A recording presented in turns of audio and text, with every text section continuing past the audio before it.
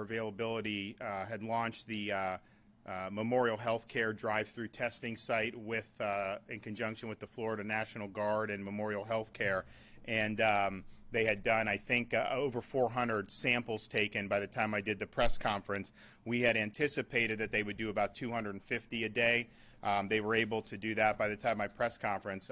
Happy to report that yesterday in total they took 745 samples that are now being processed, with the results hopefully forthcoming as soon as possible. So I want to thank Memorial Healthcare. I want to thank the Florida National Guard for all their hard work in terms of getting that site up and running, but also getting it running in a smooth fashion. Today, as of 3 p.m., the site's already done another 450. And obviously they're going to still be open for a little while longer than that. We've also been able, HHS sent us another 5,000 collection kits, so we're sending those down to Broward as well. So I think that site hopefully can be a model with what else can be done. And again, that's in Pembroke Pines. It's open 9 to 5, although yesterday pretty much every car in line, they worked really late and did a really good job. And we think that these sites are very, very important. You know, you have seen increases in the number of people that have tested positive, which we expected. But it's important to kind of get a sense of what's out there. It's very divergent across the state and different communities. And, we want to have widely available testing as soon as we can. If we had another 250,000 collection swabs like we ordered immediately upon the emergency, we would be in really good shape. But we're working every day telling Jared, figure out this way, this way, this way. And so we're getting them in and pushing them out. We also have federally supported test sites.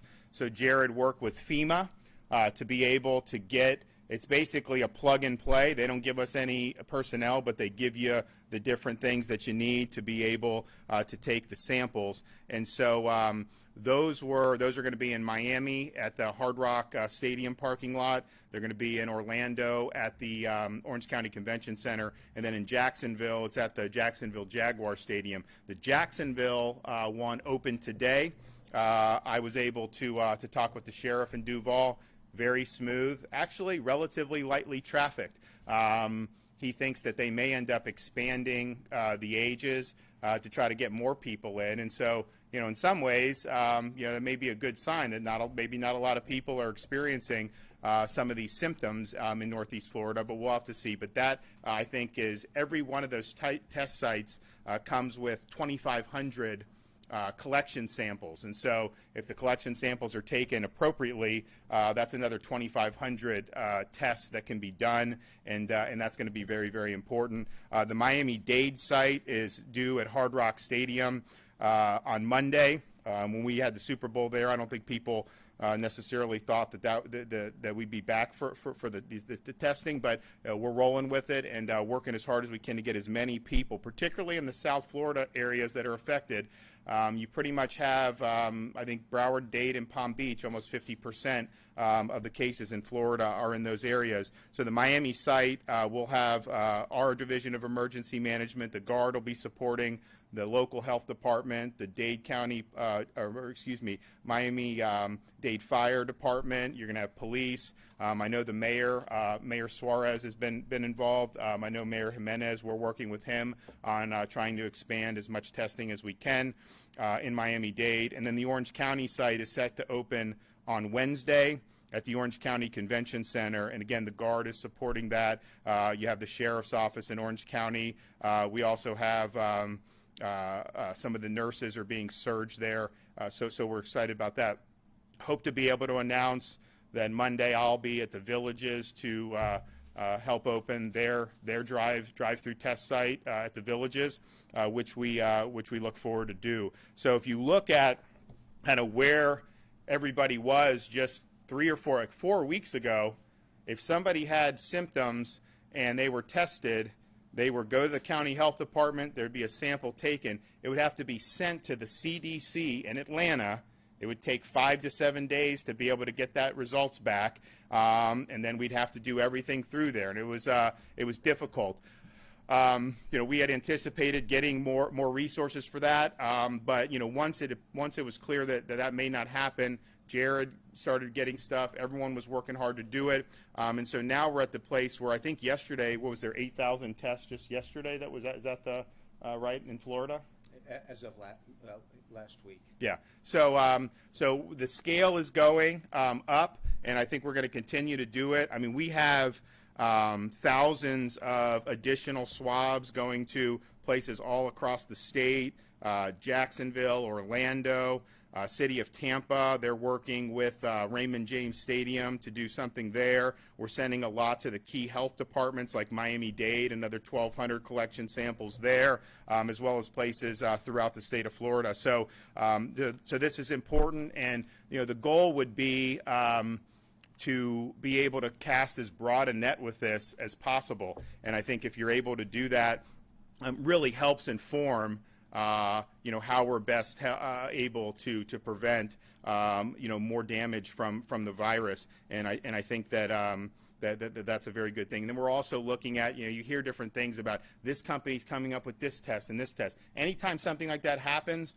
Jared's on it. We're trying to get that. There's one that the FDA approved that would be like almost an instant test within an hour. But there's going to be obviously a huge crush of demand for that, and the federal government's probably going to be one of the major players in that. But we're looking for all of that, and really want to do as best we can. I would say the one thing we've seen with the statistics is there's a lot said about kind of the 65 and older population, and for good reason. The virus, the fatalities, and the really serious hospitalizations have typically been people who have been over 60 and have a serious underlying medical condition, and that's still being borne out. But I would say in terms of the infection numbers, you actually have a majority of the infected have been under 60. And so that's just something people think, just because you saw folks who were older and who had underlying conditions, thinking like, well, it's really just about people who are elderly. No, I mean, you can get this if you're in your 30s, 40s, and there's not necessarily high rates of fatalities with that, but some people have really had some serious health consequences as a result of it. And so it's just something people need to understand, that it is out. The elderly are obviously are most vulnerable to this, but it's something that could affect anybody. One of the things that people are concerned about as the virus has gotten into the United States and spread in various communities is, what does that mean to hospital capacity if you ended up seeing a flood of patients? Obviously, you see New York, they're having to do a lot of things to try to figure out how to accommodate what potentially can be a huge crush with the way that's escalating in the city. We in the state of Florida have 18,000 available beds out of about 55,000 beds overall. ICU bed capacity, almost 1,700 out of about 5,600 adult hospital ICU beds available. But what I've asked Jared, Mary, Dr. Rivkees to do is identify other facilities that could be used. And not just some of these are medical facilities that we could use. Some of them are things like convention centers. We've had hotel owners say, if you want to use the hotel, you can do it. And the reason why you would want to do that is if somebody comes in, tests positive, if you send them back home, they're likely to infect the people that they come in close contact with in their home. So then the virus continues to spread. If they have a place to self-isolate where they're not going to be in close contact with anybody, then the virus dies with them. And so we're working on ways to figure out that. I've told Mary, license any of these places where you may do some of the medical care, and make sure that folks understand that you may need to move people around in a way so that the core hospital isn't overwhelmed. And we have right now throughout the state 34 hospitals that have 50% or greater capacity. ACA has identified 6 vacant medical facilities throughout the state, which we may be able to utilize for response efforts, and they're looking at the best ways to do that. So there's going to require a lot of communication. It's got to have federal communication, local, as well as looking at private sector, but it's something that we've been working on for quite some time now. An update on the Broward ALF, Altria, Willowwood. Remember, this is the ALF, where we had the first nursing assisted living fatality. This was a facility that did not impose the requirements that our ACA put in and that the CMS later issued on behalf of the federal government to guard access to these, make sure who's going in is being screened. They had sick construction workers, sick hospital staff. They had sick people in the food service. So you ended up having, at this time, there's been 3 confirmed deaths at that same facility, 10 total positive cases, and there's 4 more tests pending. We stressed from the very beginning, when this virus was not even something that people were talking about, it was pretty clear from the other countries' experiences that we had to protect the senior citizens in our nursing homes and assisted living facilities. So why we issued those guidelines early. It's why CMS has done it. People need to follow this because if you're not, you're putting people that you're supposed to care for at risk. Law enforcement is now on site there. CDC does have an infection control specialist embedded on site, and ACA has somebody there 24/7. And obviously we want to help as best we could. But if you're in this business to take care of people who may be susceptible to this, you shouldn't need to have someone breathing down your neck. You should do the right thing and protect the folks in Florida who are most vulnerable. Latest on cases, we have had a total of 12 fatalities for Florida residents, 720 total new cases, 664 of those are Floridians. Broward is 162 total, Miami-Dade 156 total. We have pending test results about 991, but I think I've mentioned in the past, you have all these private labs that are now processing the tests. And so there are way more than 991 outstanding right now. They don't always tell us. They have to report the positives. We think they're reporting the negatives too. But we're not necessarily sure what's out there until they report it to the Department of Health. And as I mentioned, the age breakdown, 60% of those who've been infected are under the age of 60. Let me just say something about the big picture. Anytime you have some of these things, whether it's a hurricane, whether it's other major events, and obviously this one would be that and then some, you see all the stuff circulating on, and I don't do social media or text messages anymore, but you see all this stuff. People are asking all these questions about all kind of these, really, really far out things. And I would just tell everyone, just keep cool and calm down. There's no need to panic about this. You just need to take the proper precautions and take the proper steps to protect yourself. At the end of the day, if you follow the basic rules that the CDC has recommended, such as maintaining good hygiene, washing your hands religiously, and maintaining proper social distance from people, you are going to be okay if you follow those guidelines. And you're the really, individual Floridians are the best people who can really help us get past this and successfully past it. And remember, this is something, it's a contagious viral infection, but it's not something like the measles, where if you had an unvaccinated population, someone walks through the room, just by being around, you could potentially breathe in and get the measles. This is something that is passed along from person-to-person contact. Most of the infections are going to be from that. It's passed on when you have respiratory droplets, when somebody coughs or sneezes, and if you're in close contact with somebody within 6 feet, particularly for a sustained period of time, you have, you're then in the zone where you could attract this. Now, you can get it by touching a surface or object that has the virus on it, than touching your face, but that's not the main way. The main way is close contact with somebody who is infected. And so that's why things like social distancing are so important, because if you do that, you will be protecting yourself. And the vast majority of the people in the investigations that have been done by the Florida Department of Health have either been people who acquired it internationally and brought it here, or got it with close, sustained contact with somebody else who's had COVID-19. And so it is a contagious infection. but at the same time, it's something that with proper steps you can guard yourself against. And also say this is something that, from a medical and health perspective, it's clearly a huge issue, and I know you got doctors, nurses, all these healthcare professionals working round the clock. Just know that we here at the state of Florida understand many of the challenges.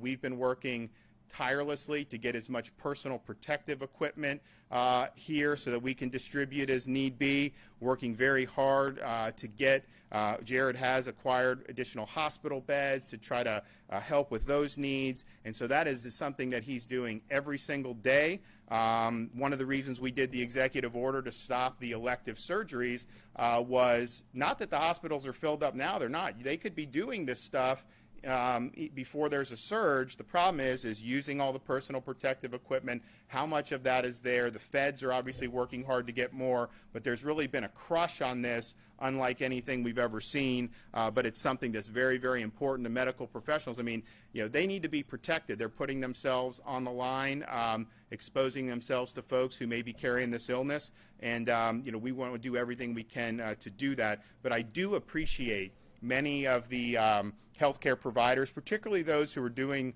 quote unquote, non-essential medical care, who are donating some of their PPE to the people on the front lines. Some of the folks in other industries that may have some that are doing that really, really makes a big difference. We also look at the economic effects of this. This is something that we're going to be continues to evaluate as this thing plays out. But suffice it to say, if we were here 2 months ago, unemployment claims in Florida were not something that was very substantial. I mean, you had full employment and then some. Now we're in a situation that some of these industries have really been upended. That's going to cause a lot of people who've worked worked really hard, maybe to get furloughed, maybe to lose their job, maybe to just be put on hiatus for a while where they don't get the paycheck. So we're very attuned to that. I've been working with Senator Rubio about different suggestions for what they're working on. He's doing a really good job working hard, really keeping in mind kind of those our workforce and our small business folks, because really they're the ones that are going to get crunched by this as well. And I'd also say, I mean, this is something that affects the social fabric. I know a lot of people have been uneasy, have been very anxious. You're in a situation where a lot of the things you used to do are no longer available. You turn on the TV, there's no sports to watch, there's a lot of live events. It's kind of watch the news. A lot of people are watching this, and it's, of course, 24/7 about the coronavirus.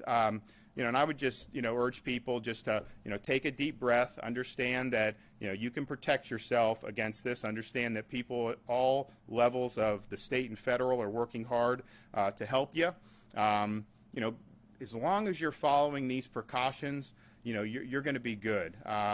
If you feel sick, obviously you need to stay home. If you're somebody who, if you're around and, go walk your dog, if you're not coming in contact with anyone, you're going to be fine. Make sure you're doing things that are going to be able to help you maintain kind of a good frame of mind. Because I really worry as long as this drags out, the effect that this is going to have on mental health in this state and in the country, because you're really looking at kind of some major changes and upheavals that have happened in just a couple weeks. And so people just need to know that it's going to be fine. Protect yourself.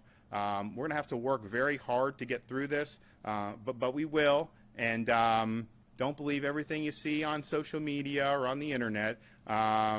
And we're there for you. So with that, I'm happy to take a couple questions. Yeah, Governor, there's a company that makes smart thermometers, and their data indicates that there's a dramatic rise in fevers in Florida, and seems to indicate that the situation is more serious than what the testing is showing. How are you evaluating that data? Do you want to take a look at that? I mean, I'll let the Surgeon General talk about it. I mean, we get data from the emergency rooms through the Department of Health to see increases in cough-related admissions, respiratory-related admissions, and fever-related admissions, I think. So, you've seen it go. I think Broward had started to go up, then went down, then kind of went back up. But I'll let the Surgeon General kind of explain, what data we're looking at. I mean, the most important data that we're looking at is testing. As the governor mentioned, now more than 8,800 test results are back in, and many more are pending, and that's really what we're looking at present time. As the governor mentioned, we have surveillance systems which are out there. In Broward, we actually saw a spike in individuals present to emergency rooms with fever and cough, but actually that dropped down over the past couple of days. But isn't that too late? I mean, by the time you get to an emergency room, And we also have you actually have seen over the last week an increase in the availability of hospital beds throughout the state of Florida. And so, but Scott and his team are tracking that, and and here's the thing, though, to think about too. Even the people that present with fever, cough, shortness of breath, and then get tested, the overwhelming percentage of them come back negative. And so, we've tested, particularly for folks who are, in that 65 and plus. The vast majority are coming back negative. What is the timeline on getting the 2 Tampa Bay drive-through testing stations open? So there's already some doing it. I've talked to some of the hospital folks in that area. I think Baycare has done some stuff. So there should be some stuff already. The Raymond James site, we want to support. We're working with Tampa General. I know the city of Tampa is doing a lot on that. I'm not sure on the timeline on that, but if you look, you're starting to see more cases in Hillsborough County. We obviously anticipate, because the results are coming from the prior 2 weeks mostly in terms of infections. So we really want to get a good handle on what's going on in Tampa and Orlando in particular. We know obviously South Florida is a challenge now, but we still have the ability to to contain some of this in some of these other parts of the state. You look, it's interesting. Sarasota County, they've tested a lot. They've really done a good job with testing, and they've had very few infections, even though they've tested a lot. So. But yeah, we want to do it. I've been talking with John Corus at Tampa General. They're working really hard, but we definitely think that would be beneficial. Governor, and you were talking earlier about some of the things that you were considering. I'm curious as to whether or not you've looked at what's happened in New York or California or even China. For instance, China put in clinics where if somebody was in a family got sick, they took them out of the family and they quarantined them somewhere else. You see New York and California. Yeah, so so we are, so like China, what China started figuring out was, and as much as you can believe them, but people would be infected and they'd send them home and they'd infect the people in their house. And so one of the things that can be affected, that's one of the reasons Jared's identifying some of these places, because I think the plan would be, if you have somebody that presents but doesn't require hospitalization, you test them, you have them be isolated in a convention center, hotel. Don't go back home with your family, because the people you're most likely to affect are those very close, persistent contacts. Not just walking by someone it's the close contacts. If you're inside sharing a house with somebody, those are obviously the ones. So yeah, we're absolutely considering that. And actually, hopefully, it doesn't get to that, but we're planning for that for sure, because I think that that's the prudent thing to do. Yes, ma'am.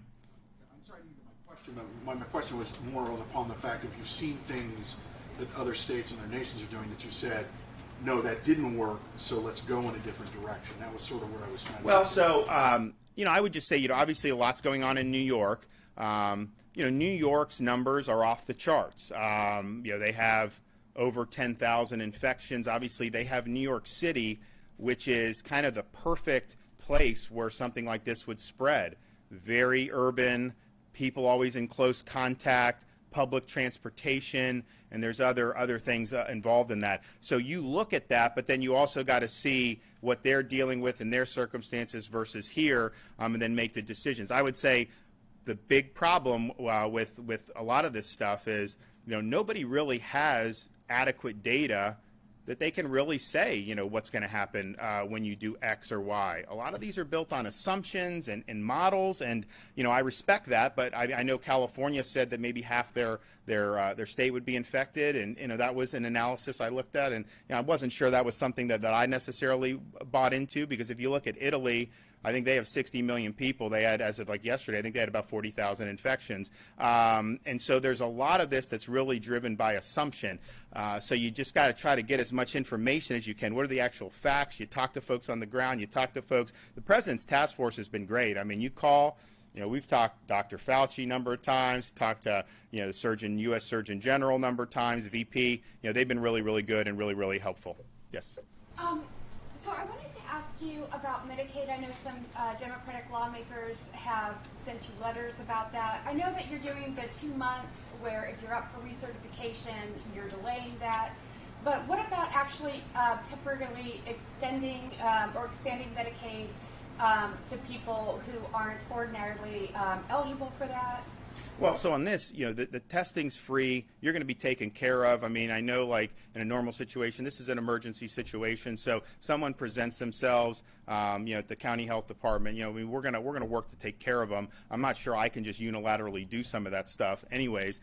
So people are going to be taken care of, and people can know if you have these symptoms. And, you talk to a physician, call the county health, whoever you talk to recommends the test, you're not going to have to pay for the test. I mean, you're going to be fine. Yeah, Governor, you mentioned these putting drive-through testing sites in hotels, which is something that China has. Well, no. So with the hotels, let me be clear. The hotels, I think, would be more for what Gary was mentioning, what China did by self-isolating the people who were suspected of carrying it rather than send them home. I think that would probably be, what we would use a hotel or some of those big areas for. Okay, so is this an idea where people who test positive would go to the hotel, stay at these hotels, or people who have fever? Or people who have symptoms and we don't know the test result, so you would go there. But yes, I mean, I think we want a place where positive cases can be self-isolated in a way that they're not going to infect other people. And, with all this stuff about, we tell people, obviously, use your good judgment about staying away from people, cleanliness. But if you have a household of 5 and you infect the people, people go out, kids go out. All these people will do stuff. And, as much as government can say, don't do this, don't do that, I mean, people still do it.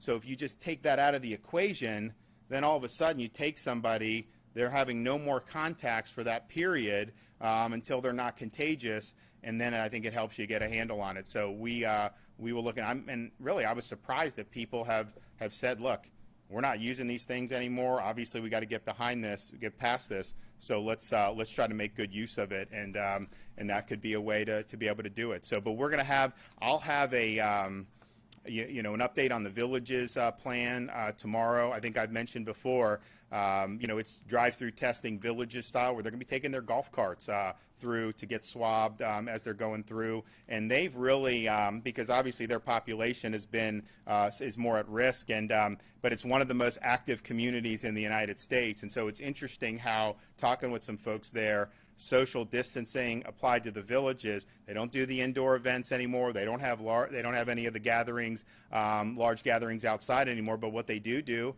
the tee sheets are filled on the golf course because they're going out.